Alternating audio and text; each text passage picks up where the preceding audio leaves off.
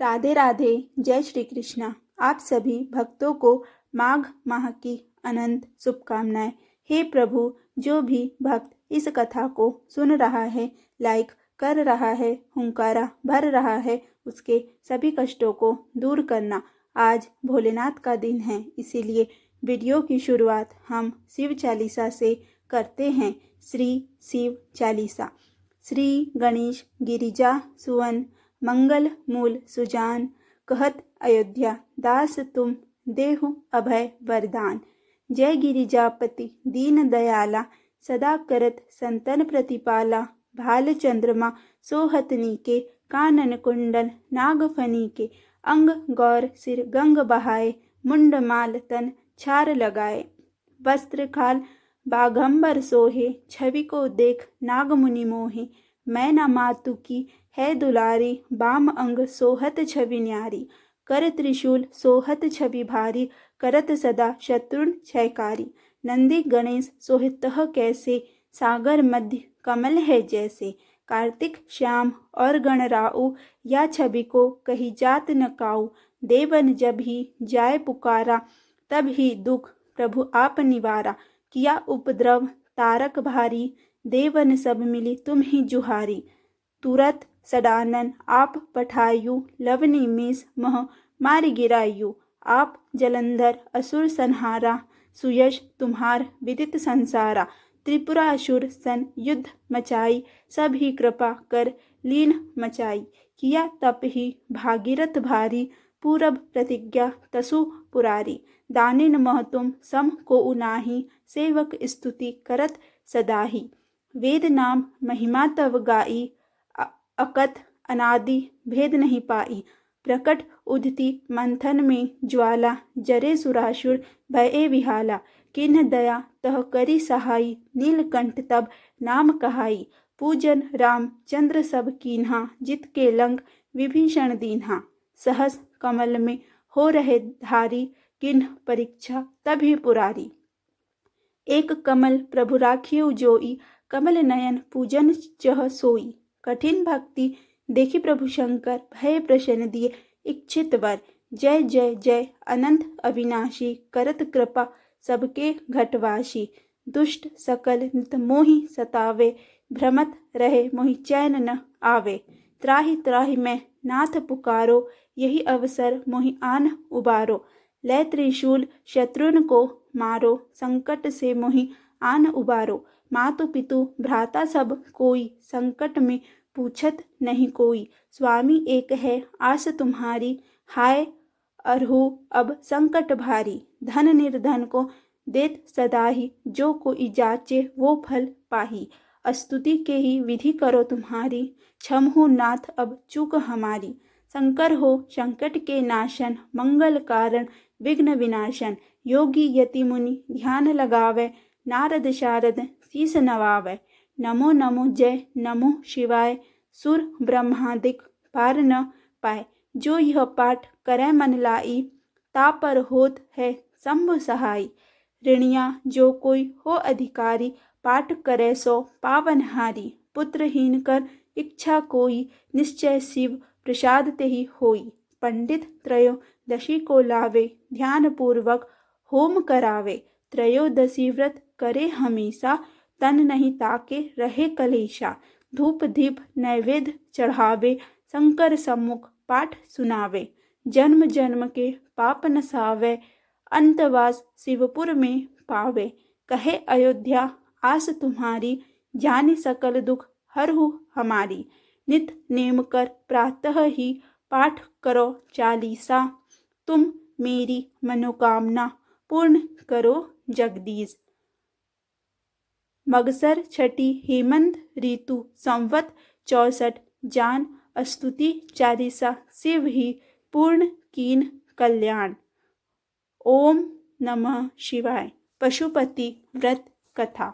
शिव महापुराण और रुद्र पुराण में कई बार वर्णन आता है कि जो भक्त पशुपतिनाथ जी की कथा का श्रवण करता है, श्रवण मात्र से उसके सारे पापों का अंत हो जाता है, उसे असीम आनंद की प्राप्ति होती है और वह शिव का अत्यधिक प्रिय बन जाता है। एक समय की बात है जब चिंकारा का रूप धारण कर भगवान शिव निद्रा ध्यान में मग्न थे। उसी वक्त देवी देवताओं पर भारी आपत्ति आन पड़ी और दानवों और राक्षसों ने तीन लोक में स्वर्ग में त्राही त्राही मचा दी। तब देवताओं को भी यह स्मरण था कि इस समस्या का निदान केवल शंकर ही कर सकते हैं। इसीलिए वह शिव को वाराणसी वापस ले जाने के प्रयत्न करने के लिए शिव के पास गए। परंतु जब शिव ने सभी देवी देवताओं को उनकी ओर आते हुए देखा तो शिव ने नदी में छलांग लगा दी। छलांग इतनी तीव्र थी कि उनके सिंह के 4 टुकड़े हो गए। इसके पश्चात भगवान पशुपति चतुर्मुख लिंग के रूप में प्रकट हुए और तभी से पशुपतिनाथ जी की पूजा और व्रत का विधान आया। सोमवार की व्रत कथा। पौराणिक कथाओं के अनुसार एक साहूकार था। वह भगवान शिव का अनन्य भक्त था। उसके पास धन दौलत किसी भी चीज की कमी नहीं थी। तब भी वह उदास रहा करता था क्योंकि उसकी कोई संतान नहीं थी और संतान प्राप्ति की कामना के लिए वह रोज भगवान शिव के मंदिर में जाकर दीपक जलाता था। साहूकार के भक्ति भाव को देखकर एक दिन माता पार्वती ने भोलेनाथ से कहा कि प्रभु, यह आपका अनन्य भक्त है, इसके सभी कष्टों को अवश्य दूर करना चाहिए। शिवजी बोले कि हे देवी, इस साहूकार की कोई संतान नहीं है, यही इसके दुख का कारण है। माता पार्वती ने कहा, हे ईश्वर, कृपा करके इसे पुत्र का वरदान दीजिए। तब भोलेनाथ ने कहा कि हे पार्वती, इस साहूकार के भाग्य में संतान का योग नहीं है। अगर इसे पुत्र प्राप्ति का वरदान मिल भी गया तो वह केवल 12 वर्ष तक ही जीवित रहेगा। इसके बाद भी माता पार्वती नहीं मानी और बोली, प्रभु, आपको इस साहूकार को पुत्र का वरदान देना ही होगा, वरना भक्त क्यों आपकी सेवा पूजा करेंगे। माता के बार बार कहने से भोलेनाथ ने साहूकार को पुत्र का वरदान दिया, लेकिन यह भी कहा कि यह पुत्र केवल 12 वर्ष तक ही जीवित रहेगा। साहूकार ने ये बातें सुन रहा था। ये सुनने के बाद वह पहले की ही तरह भोलेनाथ की पूजा अर्चना करता रहा। वरदान के प्रभाव से 9वें महीने में साहूकार को पुत्र की प्राप्ति हुई। परिवार में खूब खुशियां मनाई गई, लेकिन साहूकार पहले की तरह ही उदास रहा और पुत्र की कम आयु का जिक्र उसने किसी से भी नहीं किया। जब पुत्र 11 वर्ष का हुआ तो एक दिन साहूकार की पत्नी ने पुत्र के विवाह के लिए कहा। तब साहूकार ने कहा कि पुत्र अभी पढ़ने के लिए काशी जाएगा। इसके बाद उसने पुत्र के मामा को बुलाया और कहा कि इसे पढ़ने के लिए काशी ले जाओ और रास्ते में जहाँ भी रुकना वहाँ यज्ञ और ब्राह्मणों को भोजन कराते हुए आगे बढ़ना। वे दोनों इसी तरह करते हुए जा रहे थे कि रास्ते में एक राजकुमारी का विवाह हो रहा था। जिससे राजकुमारी का विवाह होना था वह एक आंख से काना था। उसके पिता ने जब अति सुंदर साहूकार के बेटे को देखा तो उसने सोचा कि क्यों न इसे ही दूल्हा बनाकर शादी के सारे कार्य संपन्न करा लिया जाए। इसके बाद राजा ने मामा को बहुत सारा धन दिया। तब मामा बालक को दूल्हा बनाने के लिए मान गया। इसके बाद साहूकार का बेटा दूल्हा बना और जब विवाह संपन्न हो गया तब जाने से पहले बालक ने राजकुमारी की चुनरी पर लिखा कि तेरा विवाह मेरे साथ हुआ है, लेकिन जिस राजकुमार के साथ तुम्हें भेजेंगे वह एक आंख से काना है। इसके बाद वह अपने मामा के साथ काशी के लिए चला गया। जब राजकुमारी ने अपनी चुनरी पर लिखा हुआ पढ़ा तो उसने राजकुमार के साथ जाने से मना कर दिया। तब बारात वापस लौट गई। उधर मामा और भांजे काशी पहुंच गए थे। एक दिन जब मामा यज्ञ की तैयारी कर रहे थे और भांजा बहुत देर तक बाहर नहीं आया तो मामा ने अंदर जाकर देखा तो भांजे के प्राण निकल चुके थे। वह बहुत परेशान हुए, लेकिन सोचा कि अभी शोक मनाया तो ब्राह्मण चले जाएंगे और यज्ञ अधूरा रह जाएगा। यज्ञ संपन्न हुआ तो मामा ने रोना पीटना शुरू कर दिया। तभी भगवान शिव पार्वती उधर से जा रहे थे। तब पार्वती जी ने शिव जी से पूछा कि प्रभु, ये कौन रो रहा है? तब उन्हें पता चला कि ये तो वही साहूकार का पुत्र है। तब पार्वती जी ने कहा कि हे प्रभु, इसे जीवित कर दे, नहीं तो रोते रोते इसके माता पिता के प्राण निकल जाएंगे। तब भोलेनाथ ने माता पार्वती से कहा कि इसकी आयु इतनी ही थी, लेकिन माँ के बार बार आग्रह करने पर भोलेनाथ ने उसे जीवित कर दिया। तब लड़का ओम नमः शिवाय का जप करते हुए उठा। मामा भांजे दोनों ने ईश्वर को धन्यवाद दिया और अपने नगर को लौटे। रास्ते में वही नगर पड़ा जहाँ राजकुमारी ने उन्हें पहचान लिया। तब राजा ने राजकुमारी को साहूकार के बेटे के साथ बहुत सारा धन देकर विदा किया। उधर साहूकार और उसकी पत्नी छत पर यह प्रण लेकर बैठे थे कि यदि उनका पुत्र सकुशल न लौटा तो वह छत से कूदकर अपने प्राण त्याग देंगे। तभी लड़के के मामा ने आकर साहूकार के बेटे और बहू के आने का समाचार सुनाया, लेकिन वे नहीं माने। तब मामा ने शपथ पूर्वक कहा। तब दोनों को यकीन हो गया और दोनों ने अपने बेटे बहू का स्वागत किया। उसी रात साहूकार को स्वप्न में शिवजी ने दर्शन देकर कहा कि तुम्हारे पूजन से मैं प्रसन्न हुआ, इसीलिए तुम्हारे पुत्र को जीवन दान दिया। मान्यता है कि जो भी इस कथा को पढ़ेगा या सुनेगा उसके समस्त दुख दूर हो जाएंगे और उनकी सभी मनोकामनाएं पूरी होगी। वीडियो में आगे हम माघ मास की कथा के 7वें अध्याय का श्रवण करेंगे। चित्रगुप्त ने उन दोनों के कर्मों की आलोचना करके दूतों से कहा कि बड़े भाई कुंडल को घोर नरक में डालो और दूसरे भाई विकुंडल को स्वर्ग में ले जाओ, जहाँ उत्तम भोग है। तब एक दूत तो कुंडल को नरक में फेंकने के लिए ले गया और दूसरा दूत बड़ी नम्रता से कहने लगा कि हे विकुंडल, चलो, तुम अच्छे कर्मों से स्वर्ग को प्राप्त होकर अनेक प्रकार के भोगों को भोगो। तब विकुंडल बड़े विस्मय के साथ मन में संशय धार कर दूत से कहने लगा कि हे यमदूत, मेरे मन में बड़ी भारी शंका उत्पन्न हो गई है, अतएव मैं तुमसे कुछ पूछता हूँ। कृपा करके मेरे प्रश्नों का उत्तर दो। हम दोनों भाई एक ही कुल में उत्पन्न हुए, एक जैसे ही कर्म करते रहे। दोनों भाइयों ने कभी कोई शुभ कार्य नहीं किया, फिर एक को नरक क्यों और दूसरे को स्वर्ग किस कारण प्राप्त हुआ? मैं अपने स्वर्ग में आने का कोई कारण नहीं देखता।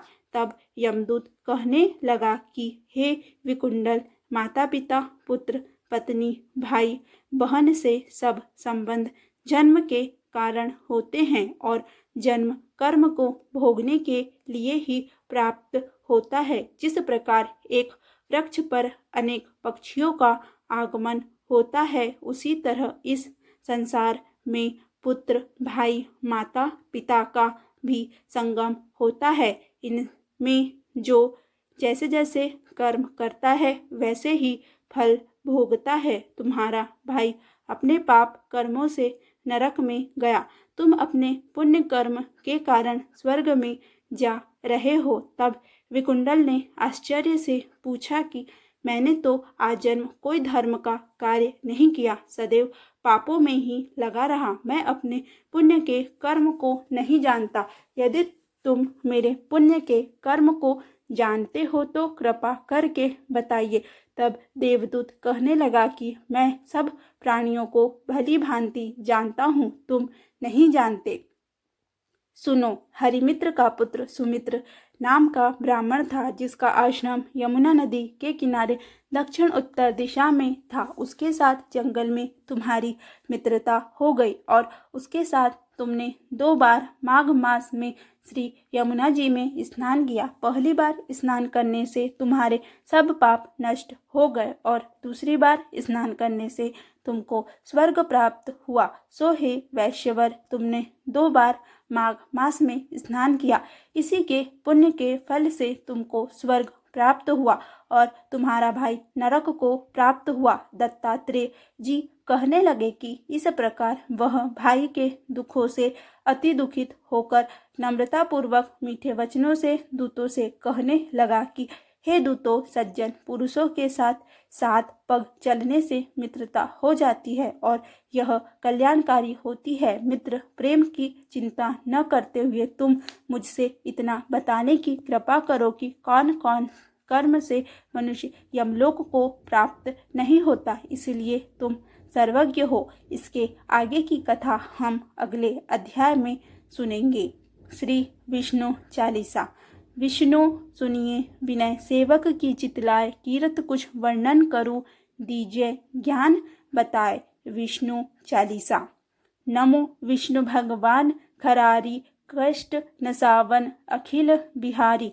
प्रबल जगत में शक्ति तुम्हारी, त्रिभुवन फैल रही उजियारी। सुंदर रूप मनोहर सूरत, सरल स्वभाव मोहिनी मूरत। तन पर पीताम्बर अति सोहत, बैजयंती माला मनमोहत। शंख चक्र कर गदा विराजे, देखत दैत्य असुर दल भाजे। सत्य धर्म मद लोभ न गाजे, काम क्रोध मद लोभ न छाजे।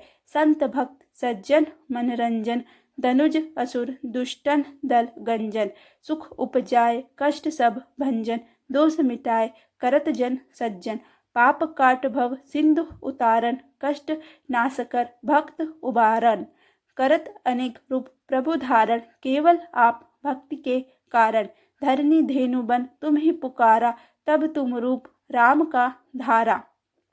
भार उतार असुर दल मारा, रावण आदिक को संहारा। आप वाराह रूप बनाया, हिरण्याक्ष को मार गिराया। धर मत्स्य तन सिंधु बनाया, 14 रत्नन को निकलाया। अमिलक असुरन द्वंद्व मचाया, रूप मोहिनी आप दिखाया। देवन को अमृत पान कराया, असुरन को छवि से बहलाया।